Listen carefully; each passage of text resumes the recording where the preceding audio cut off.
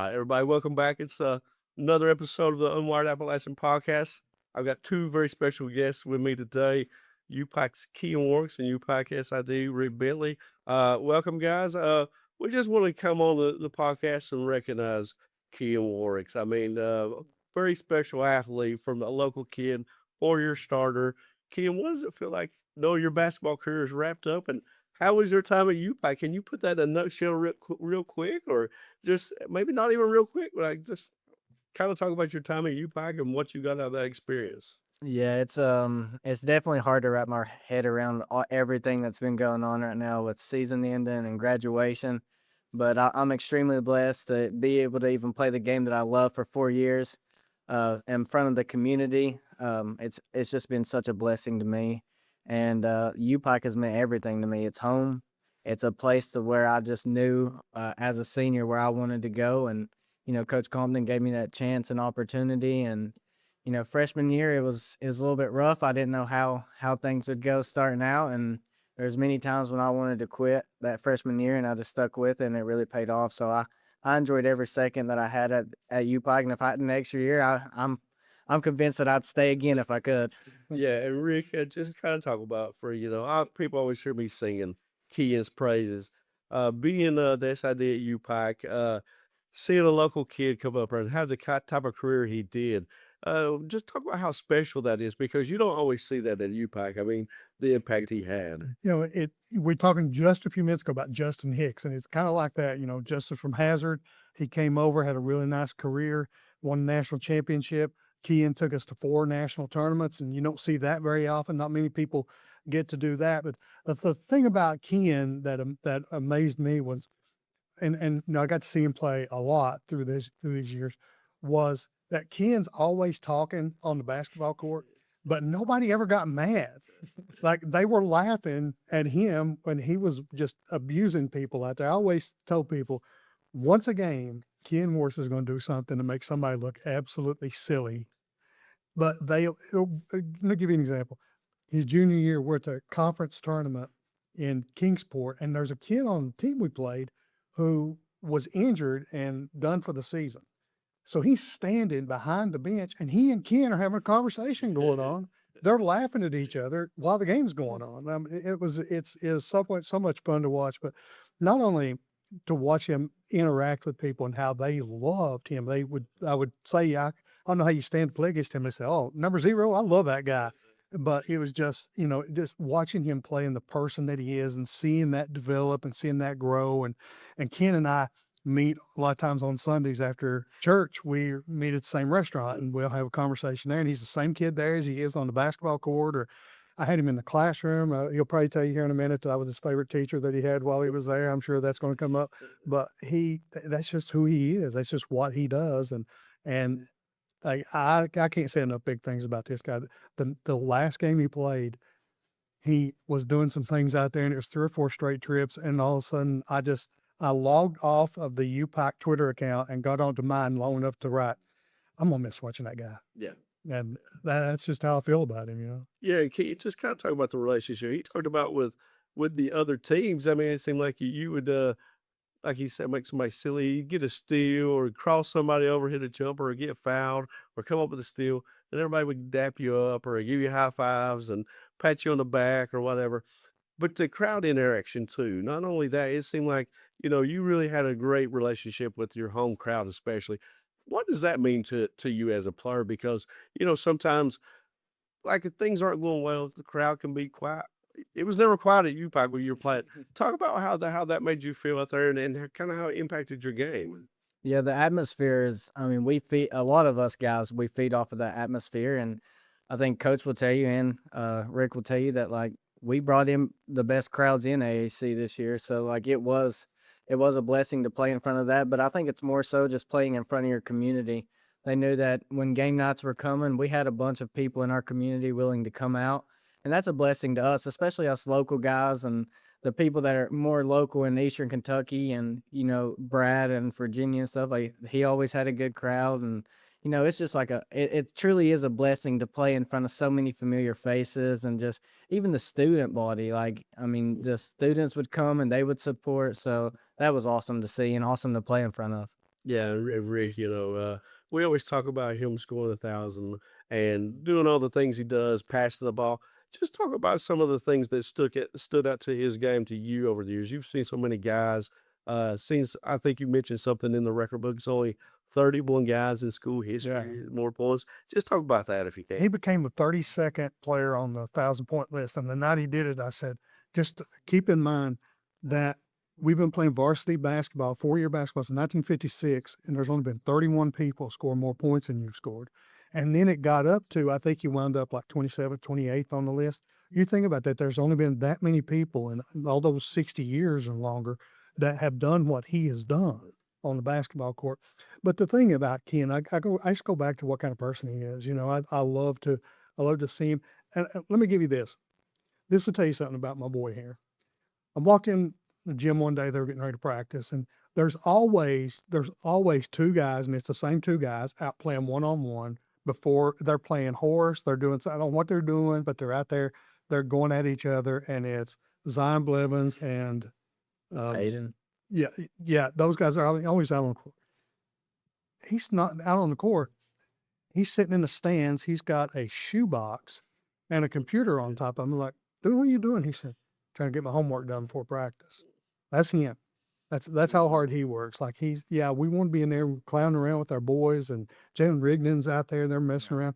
But he's got work to do to get his classwork done before he gets into that. And that tells me a lot about somebody right there. But watching him play, watching him interact with the other team. And here's the other thing about Ken. You play with Ken, if you're on his team, you better be ready because you never know where that pass is coming from and when it's coming to you.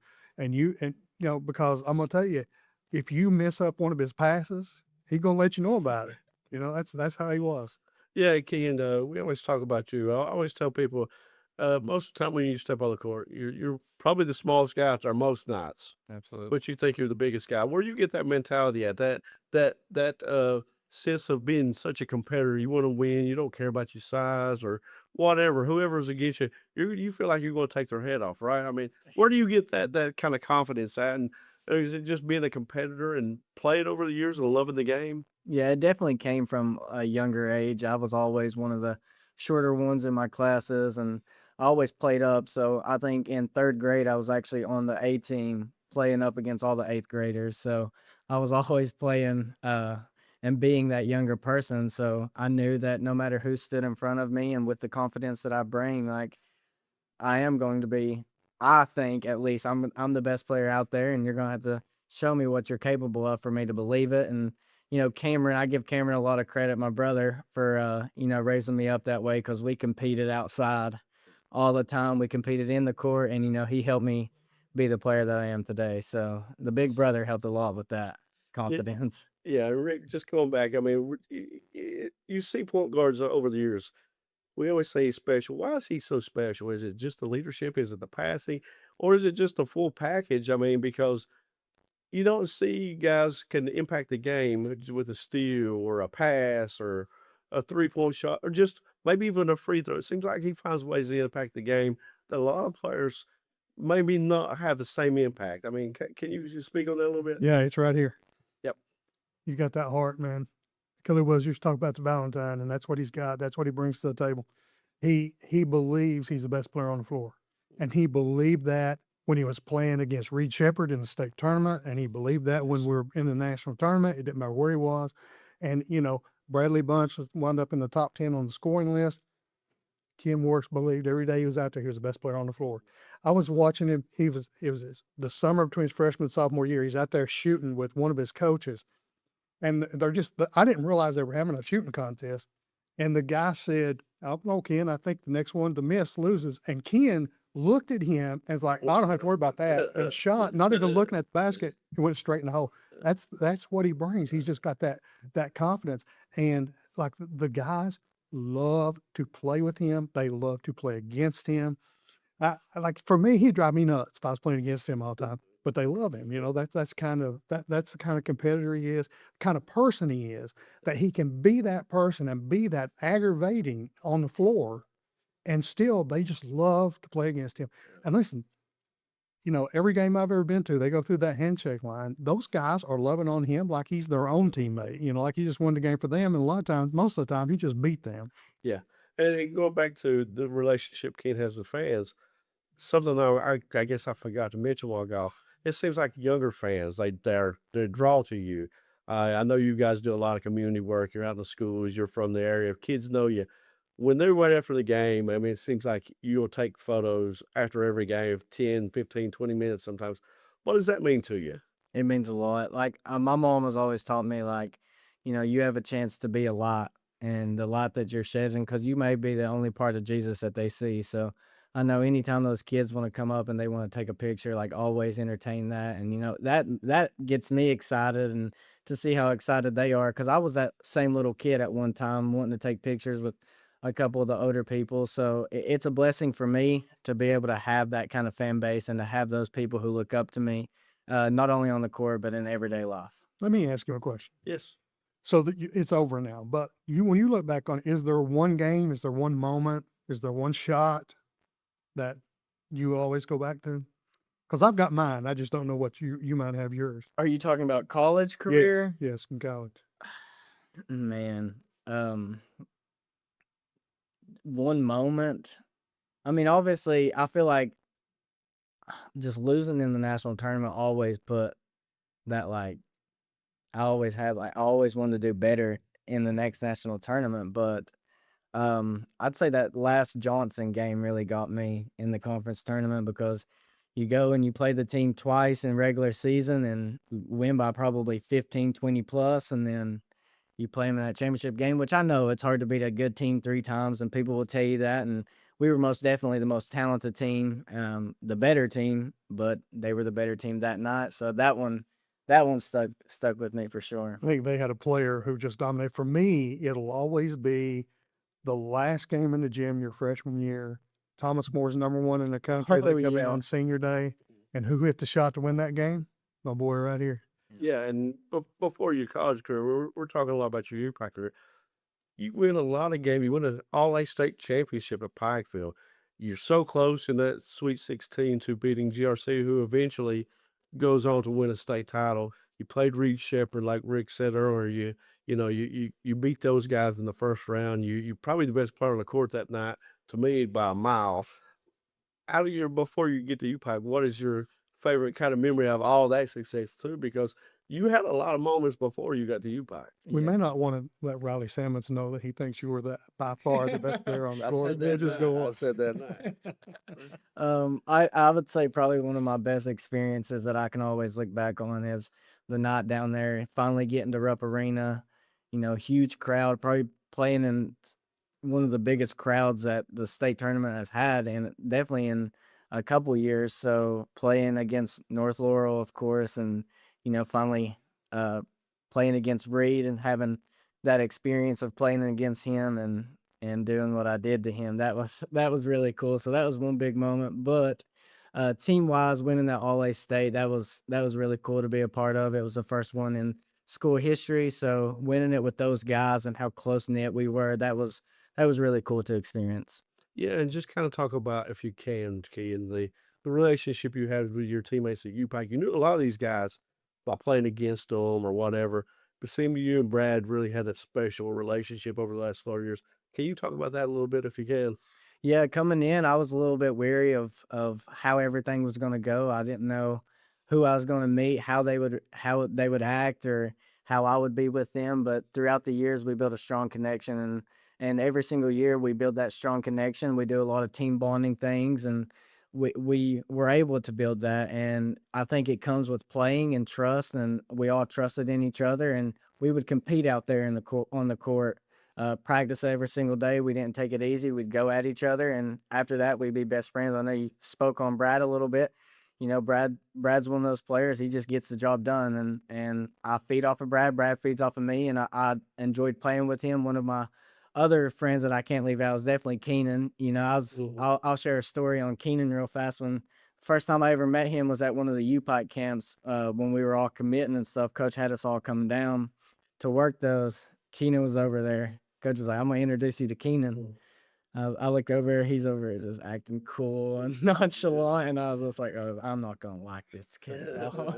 I was just like, I can already tell right now I won't like him. And then I talked to him. I thought he seemed a little bit arrogant. I can't lie. I tell him this story all the time, but coming back from it, he was one of my best friends I made in college. So I'm very appreciative of Keenan and all the teammates that I have. I know there's several that I'm leaving out. I don't want to leave any of them out. But even the younger or underclassmen like Jalen, him coming in, being a local guy, kind of already knew him, competed against him several times, and we truly built up that point guard bond. And we went at each other all the time. Coach will tell you, like, we competed in practice. There was times where we had a run because of me and Jalen, but we just competed. And I'll speak on Riley real fast. That was someone that I played high school with. Truly enjoyed playing with him. He was one of those guys that if he got hot, there's no stopping him. He was that same way in college. He spent the 2 years at Tennessee Tech, and then came over here, and it was a blessing to finally see him come over here and play with him again and end my career with him. So that was really cool to experience. I want to say this, Randy, for me, and this is 30 years at UPIKE for me. I don't know if I've ever seen a team as close knit as this one was. Like this group was really tight knit. L.A. Walker came in. He seemed to fit right in with you guys, brought a skill set that nobody else really had, which was really good to see. But I want to tell you another story. I'm going to peel back the curtain a little bit. And I'm not really sure Keian even knows this. The summer before Keian came, we were a little bit worried because we weren't 100% sure Keian was going to come. Like we were a little bit afraid that he was going to back out and just decide he wanted to work or whatever. And well, I'll tell you what, I can't imagine. I've thought about it so many times through the years, these last 4 years, is all the things you would have missed.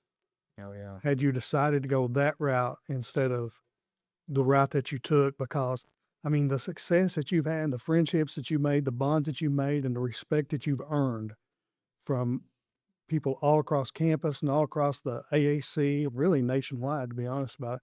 Like, I can't imagine where you would be or what your life would be like if you hadn't gone that way. And now, Saturday walked across that stage and, remember in my class, we talked about, it's not just a piece of paper. It's not, you got the degree that will open a lot of doors for you.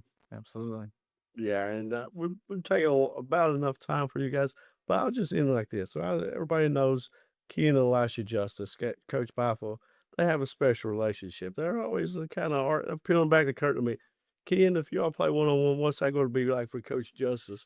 This is an ongoing debate between these two, so put you on the spot. What's Coach Justice in for if y'all play right now?